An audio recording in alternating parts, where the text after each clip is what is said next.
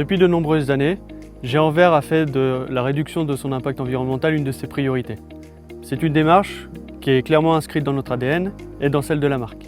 C'est pour cela que nous avons déjà lancé un certain nombre d'initiatives et que nous avons aussi choisi d'accélérer notre démarche pour répondre aux enjeux climatiques actuels.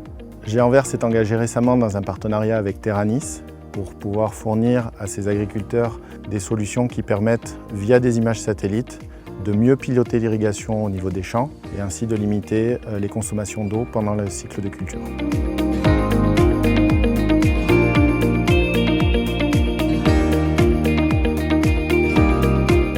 Historiquement, nous avons un objectif chez Géant-Vert de réduire de 2% nos consommations d'énergie, notamment en modernisant en 2018 notre station d'épuration, qui était jusqu'alors notre premier poste de consommation d'électricité sur le site.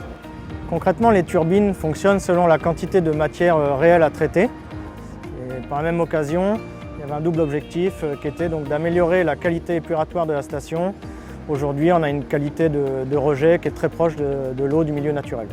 Nous avons également réduit notre consommation d'éclairage d'environ 70% en installant 100% de nos appareils d'éclairage en technologie LED, dite intelligente. L'éclairage n'est actif uniquement s'il y a du personnel en dessous et du besoin réel d'éclairage.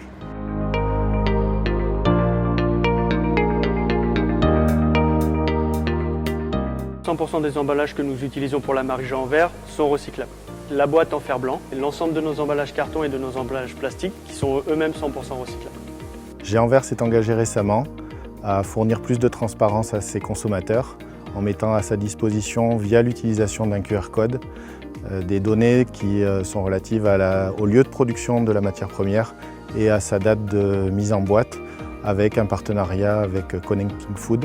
Au-delà de ces initiatives, Géant-Vert veut aller encore un cran plus loin, en déployant la mise en place d'énergies renouvelables, comme l'énergie solaire, la méthanisation ou encore le déploiement de l'agriculture régénératrice pour protéger les sols.